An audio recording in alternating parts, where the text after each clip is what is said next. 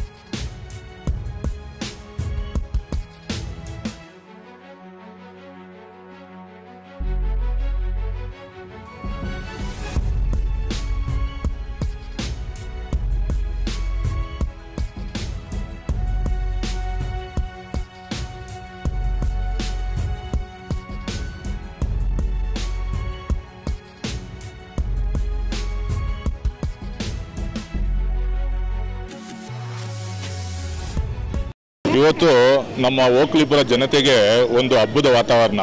ಏನಕ್ಕಂದರೆ ಪ್ರತಿದಿನ ರಾಜ್ ಕಾರ್ತಿಕ್ ಅವರ ಆಫೀಸ್ಗಾಗಲಿ ರಾಜ್ ಕಾರ್ತಿಕ್ ಪ್ರತಿದಿನ ಜನಸೇವೆಯಲ್ಲಿ ಇರ್ತಾರೆ. ಅವರು ಎಲ್ಲೇ ಇದ್ರೂ ಓಕ್ಲಿಪುರ ಜನ ರಾಜು ಅವರ ಹುಟ್ಟುಹಬ್ಬವನ್ನು ಇವತ್ತು ಆಚರಣೆ ಮಾಡಲೇಬೇಕು ಅಂದ್ಬಿಟ್ಟು ಅವರು ಪ್ರವಾಸದಲ್ಲಿ ಇದ್ರೂ ನಾವೆಲ್ಲ ಸ್ನೇಹಿತರು, ಆಮೇಲೆ ಕ್ಷೇತ್ರದಲ್ಲಿರೋ ಜನ, ಓಕ್ಲಿಪುರದಲ್ಲಿರೋ ಜನ, ರಾಮಚಂದ್ರಪುರದವರು ಎಲ್ಲರೂ ಸೇರಿ ಇದನ್ನ ನಾವು ಅವರು ಊರಿಗೆ ಹೋಗಿದ್ರೂ ಪರವಾಗಿಲ್ಲ, ನಾವೆಲ್ಲ ಸಂಭ್ರಾಚರಣೆ ಮಾಡೋಣ ಅಂತ ಎಲ್ಲರೂ ಮಾತಾಡಿಕೊಂಡು ಈ ಸಂಭ್ರಾಚರಣೆ ಮಾಡ್ತಾ ಇದ್ದೀವಿ. ಬೆಂಗಳೂರು ಜಿಲ್ಲಾ ಅಧ್ಯಕ್ಷರು, ನಮ್ಮ ಅಧ್ಯಕ್ಷರು, ನಮ್ಮೆಲ್ಲ ಕಾರ್ಯಕರ್ತರೆಲ್ಲ ಸೇರಿ, ನಮ್ಮ ಮುಖಂಡರೆಲ್ಲ ಸೇರಿ ಅವರ ಹುಟ್ಟುಹಬ್ಬದ ಆಚರಿಸ್ತಾ ಮಾಡ್ತಾ ಇದ್ದೀವಿ.